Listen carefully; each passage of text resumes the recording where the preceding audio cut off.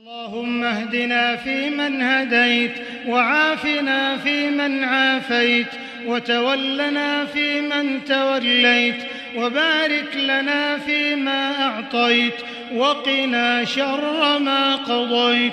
اللهم اقسم لنا من خشيتك ما تحول به بيننا وبين معصيتك، ومن طاعتك ما تبلغنا به جنتك، ومن اليقين ما تهون به علينا مصائب الدنيا. ومتعنا بأسماعنا وأبصارنا وقواتنا ما أبقيتنا، واجعله الوارث منا